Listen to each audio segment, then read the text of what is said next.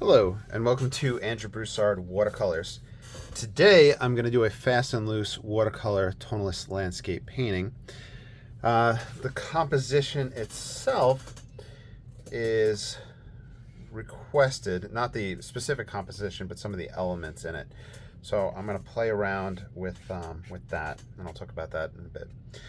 So in front of me, I have a piece of paper, Stonehenge Aqua, 140-pound cold press, a little bit larger than 8 by 10, and I marked it to where the corners would be approximately for an 8 by 10 mat.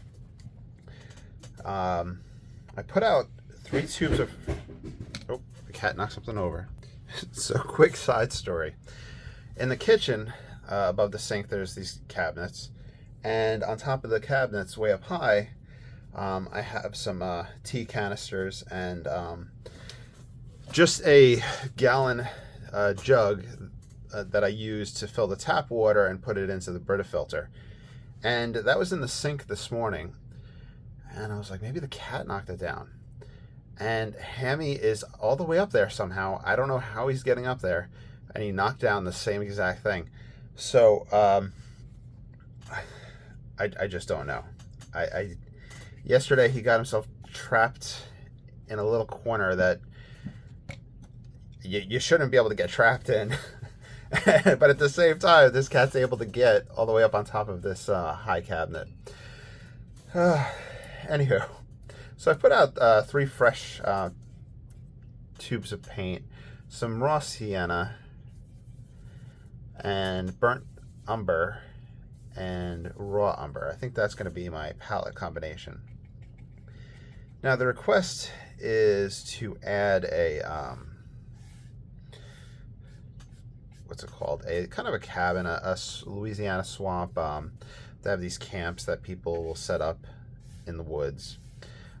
They're often up in pillars because of the rising and lowering of the tide and the water within the area, or I think even just for flood purposes. So I'm going to keep that in mind. The previous one that I did with that element, I'd put it in the background facing us.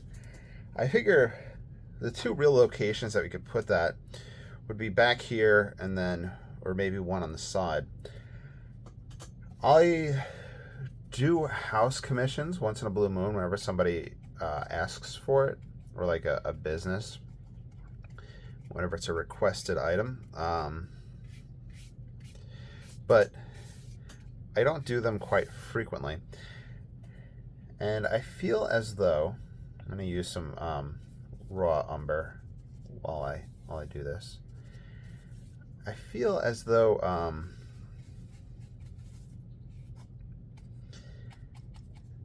a building portrait versus having a building within a landscape are 2 different things. If you look at the works of the masters from the 1800s on, you'll often see you'll have to find a building that's kind of hidden amongst all of the different growth, and it's nice how it's kind of set within the scene as opposed to it being a sore thumb that sticks out. Thomas Girton, I think his painting, the White House at Chelsea, I think the name is of the painting. A beautiful painting. Has a small White House right there and reflecting down, and it's like a whole scene, and that little house is kind of a gem sticking out. So there's that approach that I've seen with the masters, and then from there's house portraits or paintings that are kind of city scenes. So we have the buildings taking place, or you have maybe the House of Parliament that was really popular. I think that's on the river, the Thames. I know the pronunciation is different than the spelling. That shows up a lot. So there's a lot of different ways you can include houses and elements like that in your work. think what I'm going to do is probably wind up lifting and putting it in the spot again. I really just am not feeling putting a sideways one in place. Compositionally, that's where it would have to go. But in my world of painting, I guess the way that I want to do it is not lining up with that. I'm going to put some high trees here though, so we'll make it more of an interior swamp.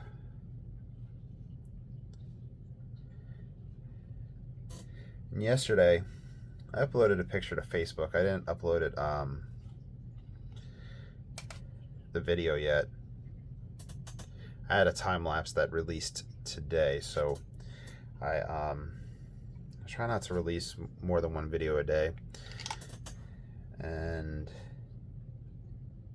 that one was an interior swamp scene, Cypress Swamp, and the person that I did that for was very receptive and really enjoyed it. So I'm really happy that that painting made somebody happy.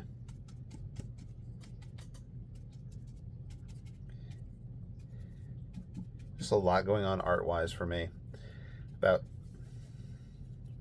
3 days ago, I started teaching myself acrylics, and I'm gonna have videos on those rolling out. And I know hate's a strong word, but I kind of hate how easy it's starting to feel, the acrylics, because I have always had a difficulty mixing them and all that. But maybe now with my more tonalist, fast and loose, moody style, it's working. At least it's starting to. So I'm really surprised in that regard. It's kind of like when I learned about alternative printing processes. This is the cyanotype, the blue, the Van Dyke process.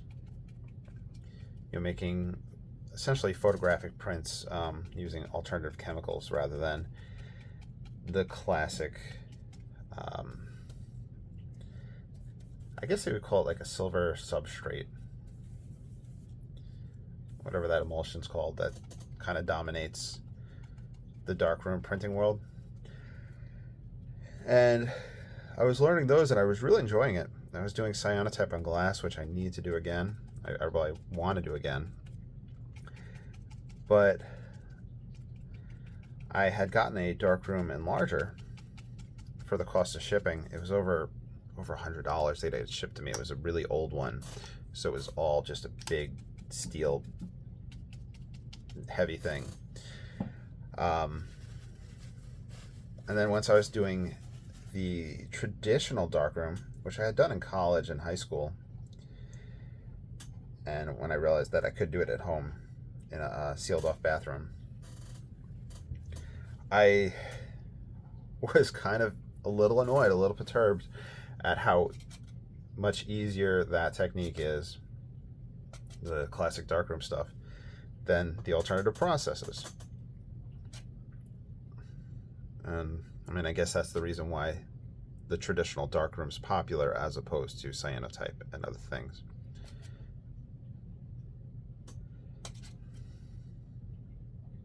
But I like the tones that you can get with the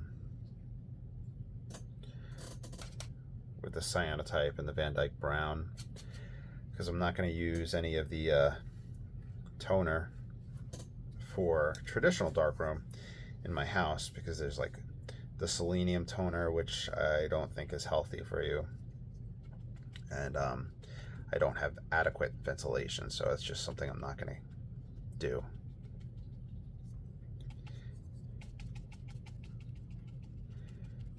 Anywho, so that's kind of what's been going on art-wise. I should redirect focus on what I'm actually doing here if y'all want to follow along.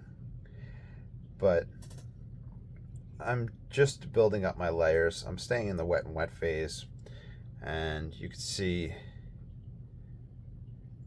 these trees as we put them in, they're going to soften up. They're going to create a sense of texture and a sense of depth.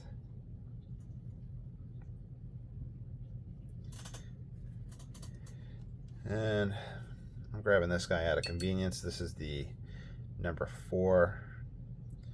Oh, it's still wet in here. Put some more interest in this background.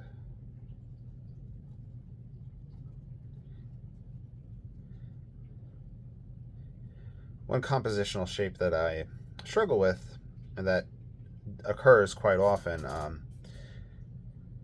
involuntarily, is kind of the tunnel or circular composition, where everything's wrapping and around and you're bringing your eyesight into the inside, which is a fun composition and just easy to make, but aesthetically I always feel like the inside then becomes lacking, and that it's going to a point that's not quite that interesting. But in this one, we'll have a cabin.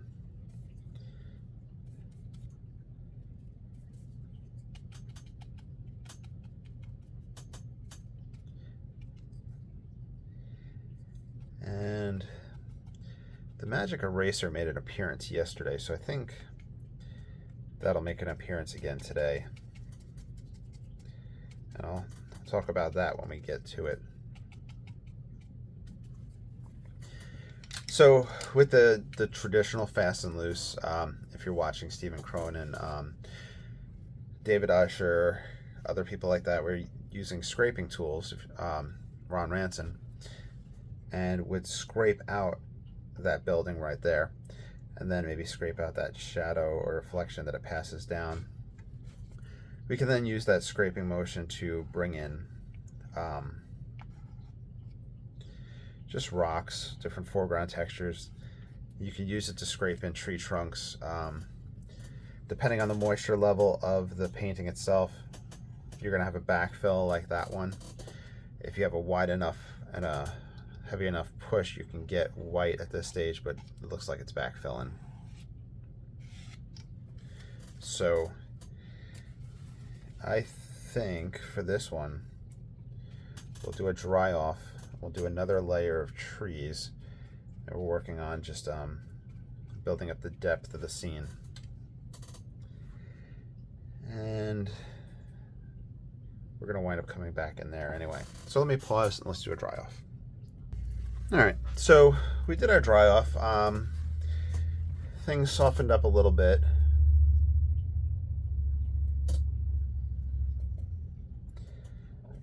Mixing my raw sienna and burnt sienna, just getting a heavy pigment load. I want to put some trees here.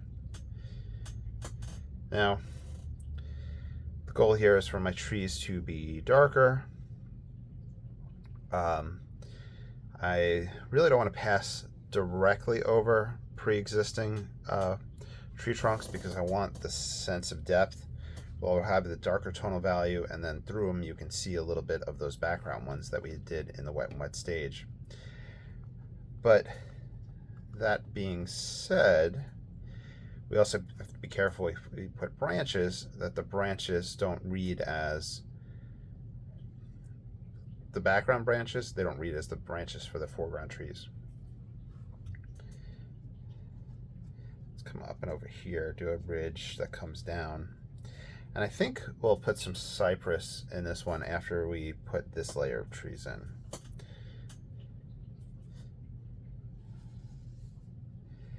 Now, for this one, I'm going to mention him again, Stephen Cronin. I had watched his creation of depth in this fashion when I first started painting watercolor about 4 or 5 years ago. And I'm not sure if he's still using this technique. I would say he's almost gotten more looser and expressive, which is really cool. I think everybody just gets to a point where they're experimenting, and there's just kind of subconscious changes that are happening over time, or maybe conscious changes. Like the painting that I referred to yesterday, it was a Cypress Swamp, and it was requested that it was, a little bit more colorful than my monochromatic vibes, and it's probably still darker than compared to other people that do more colorful stuff. It definitely is. Just very reluctant and timid about putting in color, I guess. I just enjoy the browns, the ochres, the siennas that take place. They give kind of that old world, old master feel. And I'm not sure if it's because of the limited palette that was available, or if you look at Fantan Latour, JMW Turner,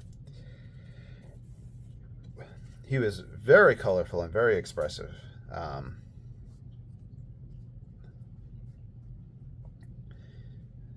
very beautiful. And I did read, there's one book, I think by Burge Harrison, 1909. He was a big proponent of tonalism, a big fan of Whistler and the other people of that time period, and he was a painter as well. And he had talked about one of the issues with the painters prior to that movement is doing the brown underpainting in oil. And hopefully I'm not misquoting him. But he had talked about the painting in that brown underpainting, and how stuff that was passed over the top was kind of fading and the brown was showing through. That long-term issues in that regard. Not sure what causes that, but something similar, and hopefully I'm just not misquoting people. David Leffel, who paints essentially in the style of Rembrandt, portraits and still lifes, just absolutely phenomenal approach. I think he talks about heavy paint application and not wanting the image to kind of fade or sink in during our lifetime. So I really don't know those type of long-term things and why old master stuff looks the way it does. It could simply be that alizarin crimson was being used and that was fugitive, or other pigments were fugitive and faded over time, or just the entire thing faded over time.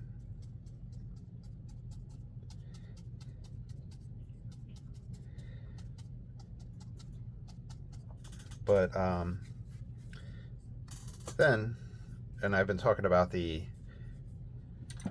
Claude Lorraine album, and I recently put up a video doing ink sketches of one of his sketches, and those I think were 1650. It had to be 1650 was the time period, plus or minus, either direction of that. But they talked about, like, if the sketch and the paper that it was on had suffered from any long-term effects, like if the ink bit at the paper, if there was this thing called foxing, which I had to look up. Foxing is kind of like the dots, like the mold growth that can happen on paper, on paintings. And they pointed out when it was applicable, when it happened. But I don't know, a lot of those sketches done in the brown inks survived very well.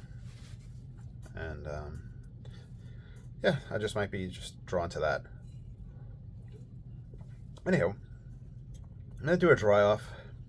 I think I want to put this background building in. Yeah, I can do the dry off and I'll do that. Okay, so with the magic eraser, I just take a piece and cut it off. I actually have a piece from yesterday. Dip it in a little bit of water. The magic eraser is just an abrasive. It's called melanin foam, I believe is the correct pronunciation. So you can go to the dollar store and get melanin foam for cheap, or you can buy melanin foam packs in bulk off of Amazon, which I did, but it takes up a lot of space. I want to say it was like $10 for a whole bunch, and now I have just a lot of it, which it is what it is. So it's an abrasive, and it doesn't do any chemical damage to the paper, but it's essentially like kind of sanding.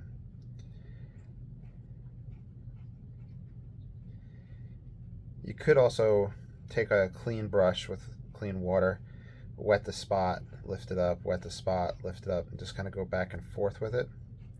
So there's different techniques you can use if you so choose to use that.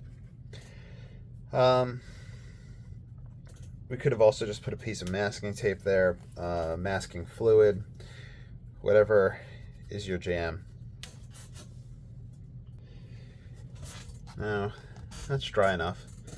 But to kind of talk a little bit more about that while I kind of paint it in, you can really experiment and find a lot of different ways to get back to the white of the paper. I would recommend trying different things. I would get a tube of white gouache and try that out. Now, for some people, white gouache is a no-no.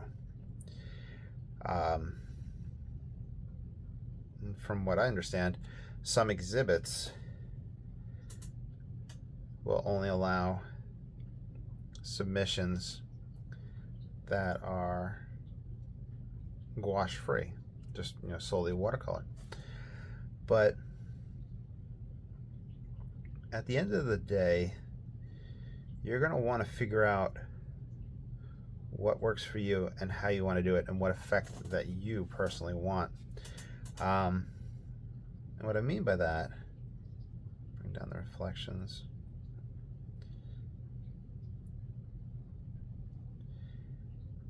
Is if you want to use white gouache, that's fine. Like, you don't have to subscribe to other people's rules with it.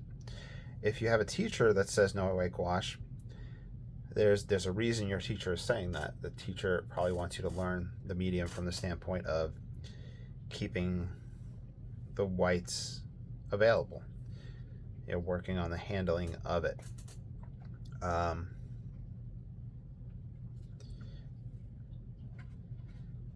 What else? But the reason I recommend in general just getting some white gouache is just so you can see what it looks like, if it's something that you want to try or not. Just trying to get some water just to spread that out.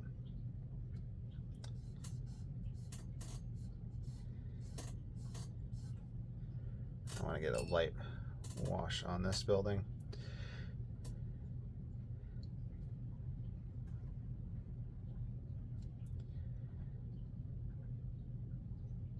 So I have a wash in here. So it did almost retone it essentially. But I want to feed in some wet and wet lines. See what happens there.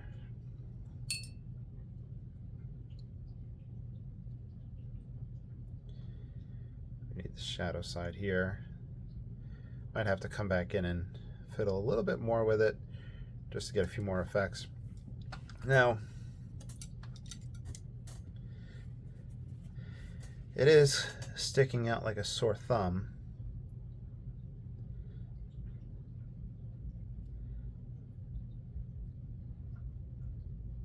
So I'm going to put some trees around it.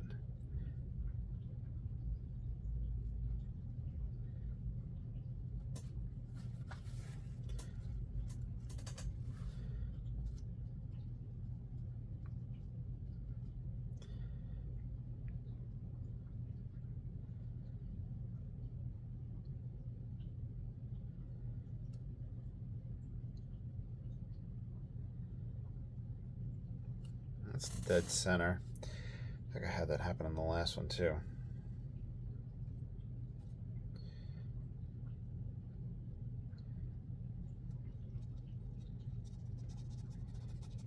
My main goal is to get it grounded within the landscape.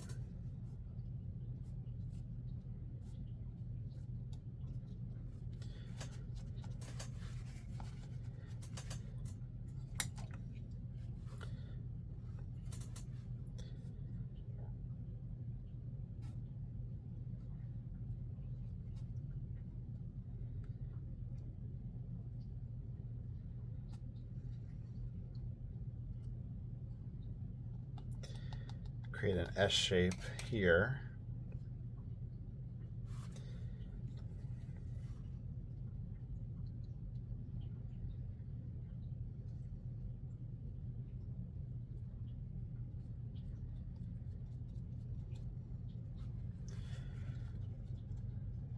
Push it back.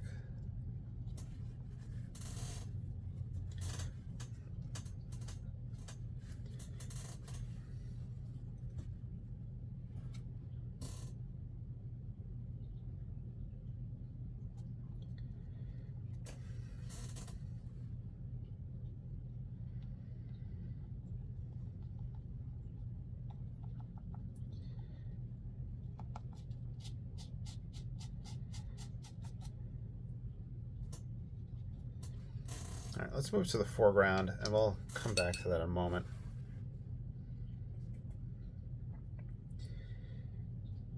I had talked about a cypress tree. I think I'll bring a cypress here. So cypress have a really wide base, and they taper very quickly. And then around it, they have the roots, the knees that pop up. We want to get this guy sit in place. Our light's back here, so we'll trail a little shadow back. Just looking at that light, just tracing that shadow line back.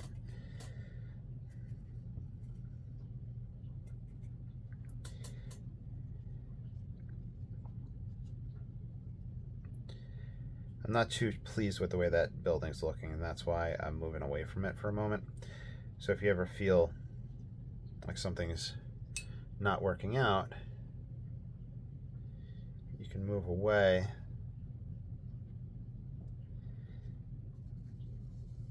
and play around elsewhere. Might have to put out some more fresh raw sienna. I might wait till this dries to place that on top. Let's put some cypress knees here. We can bring those knees out into that water.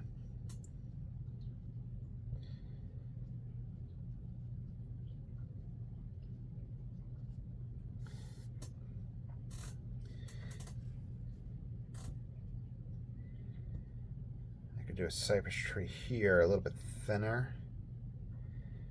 And I could do a second one here.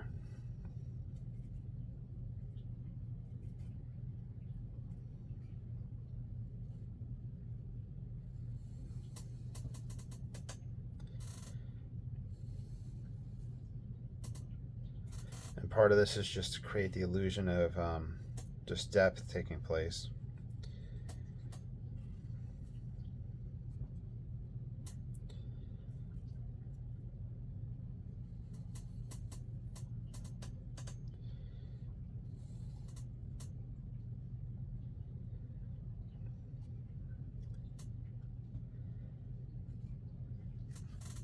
could take the Hague. There we go.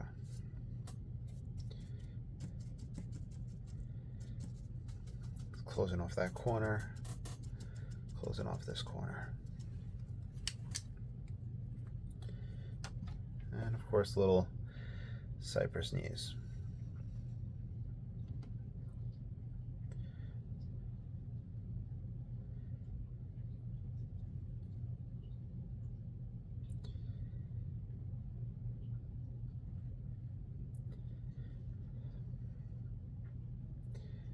I want a tree here.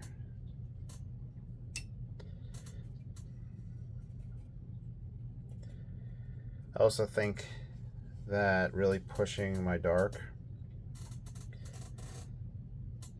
in the foreground will help make up for the dark that starts taking place in the background.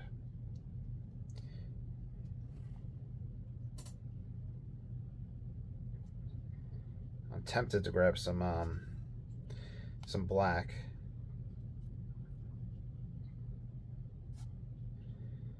Let's see what happens.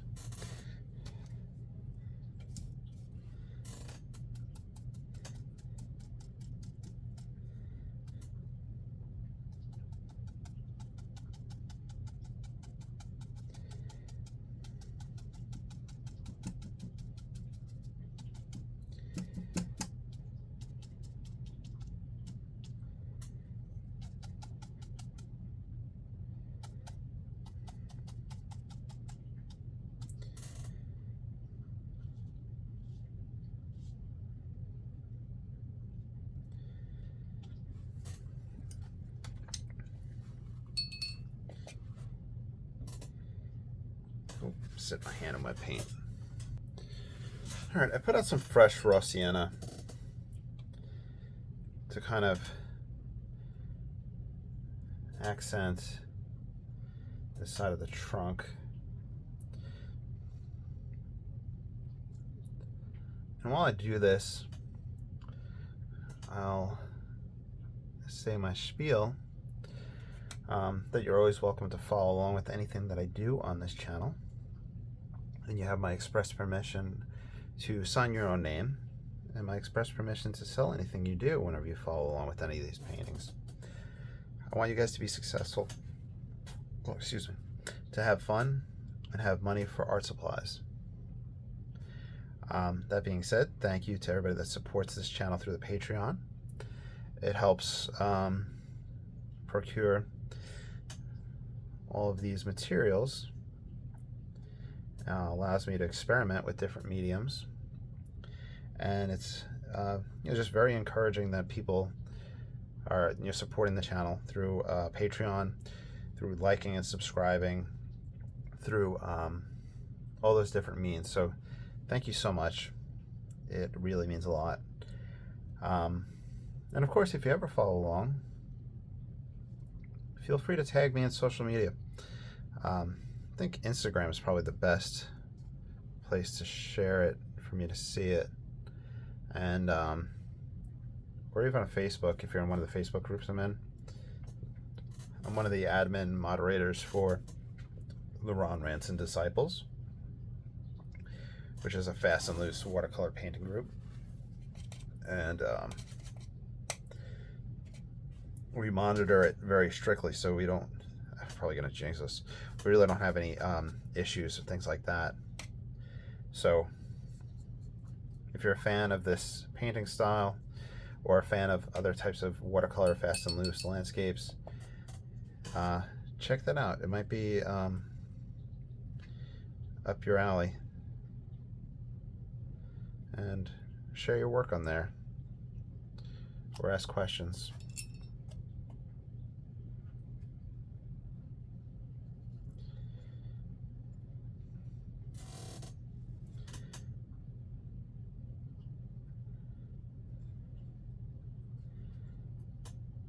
Wonder if a little Piro type boat.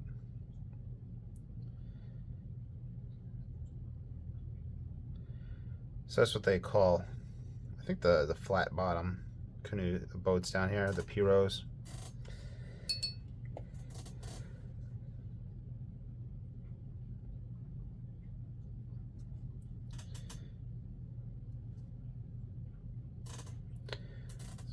support pillars.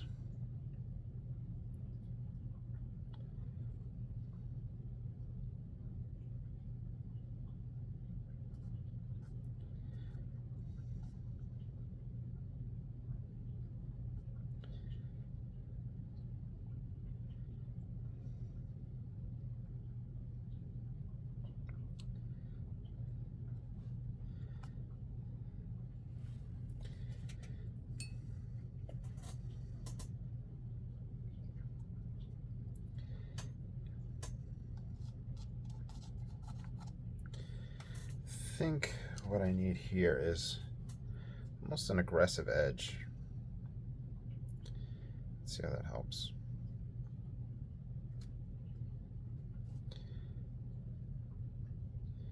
To show that we're coming down towards the water.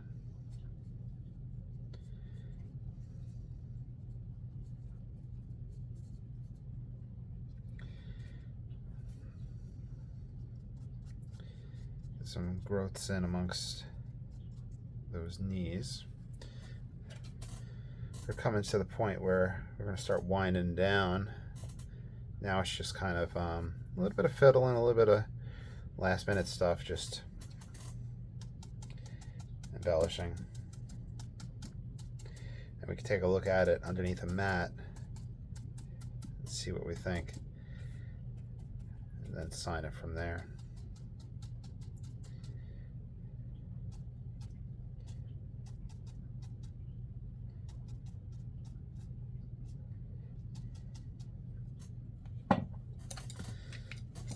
Do a dry off and see how it looks. All right, so there's our last dry off. I should have an 8x10 mat for us to look at it underneath.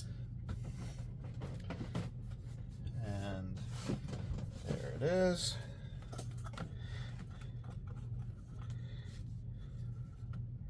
And there we go. All right. Let's see what it looks like underneath white. I'll post a picture at the end of it. So I hope you enjoyed. Please like, subscribe, follow, and thank you for watching. You'll have a great day.